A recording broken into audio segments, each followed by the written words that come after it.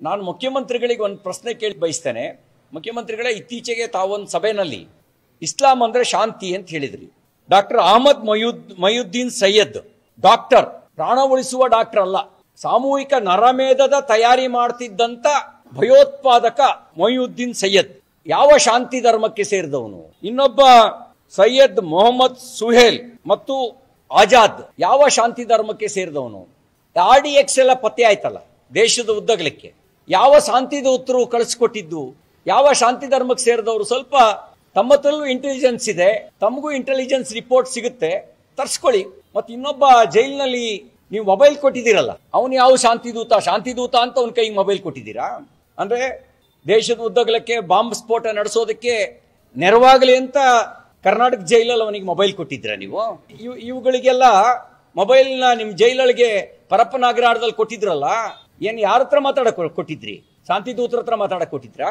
ಅಥವಾ bomb blast ಮಾಡೋರಿಗೆ direction ಕೊಡ್ಲಿ ಅಂತ ಮೊಬೈಲ್ ಕೊಟ್ಟಿದ್ರಾ? ಏನಕ್ಕೆ ಕೊಟ್ಟಿದ್ರಿ ನೀವು ಮೊಬೈಲ್ನ? ಇನ್ಕಾಂಪಿಟೆಂಟ್ ಅಂತ ಹೇಳೋದು ಮಿಸ್ಟರ್ ಪ್ರಿಯಾಂಕರ್ಗೆ, ಭಯೋತ್ಪಾದಕರಿಗೆ ಮೊಬೈಲ್ ಕೊಟ್ಟ ಅಯೋಗ್ಯರಿದಾರಲ್ಲ ಅವ್ರನ್ನ ಇನ್ಕಾಂಪಿಟೆಂಟ್ ಅಂತ ಹೇಳೋದು. ಅವ್ರನ್ನ ಲೀಡ್ ಮಾಡ್ತಿರುವಂತ ಸರ್ಕಾರ ಇದೆಯಲ್ಲ ಅವ್ರಿಗೆ ಇನ್ಕಾಂಪಿಟೆಂಟ್ ಅಂತ ಹೇಳೋದು. ಸರ್ಜಿಕಲ್ ಸ್ಟ್ರೈಕ್ ಮಾಡುವ ಸರ್ಕಾರ ಇನ್ಕಾಂಪಿಟೆಂಟ್ ಅಲ್ಲ. ಆಪರೇಷನ್ ಸಿಂಧೂರ ಮೂಲಕ ಉತ್ತರ ಕೊಡೋದು ಇನ್ಕಾಂಪಿಟೆಂಟ್ ಅಲ್ಲ.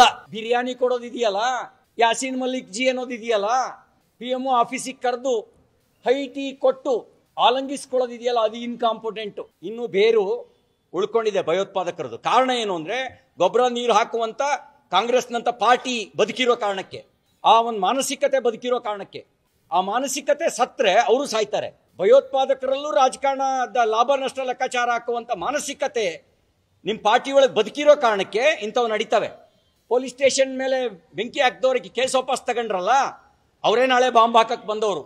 ಕುಕ್ಕರ್ ಬಾಂಬ್ ಅವ್ರನ್ನ ಬ್ರದರ್ಸ್ ಅಂತ ಕರೆದ್ರಲ್ಲ, ಅವರೇ RDX ಬಾಂಬ್ ಅನ್ನು ತಯಾರು ಮಾಡೋರು. ಅವರಿಗೆ ಗೊಬ್ಬರ ನೀರು ಹಾಕುವಂತ ರಾಜಕೀಯ ವ್ಯವಸ್ಥೆ ಎಲ್ಲಿವರೆಗೂ ಬದುಕಿರುತ್ತೋ ಅಲ್ಲಿವರೆಗೂ ಭಯೋತ್ಪಾದಕರು ಬದುಕಿರ್ತಾರೆ. ಆದ್ರೆ ಭಾರತೀಯ ಜನತಾ ಪಾರ್ಟಿ ಅವ್ರಿಗೆ ಗೊಬ್ಬರ ನೀರು ಹಾಕಲ್ಲ, ಅವ್ರನ್ನ ಬೇರೆ ಸಹಿತ ಕಿತ್ತಾಕೋ ಕೆಲಸವನ್ನು ಮಾಡ್ತೀವಿ.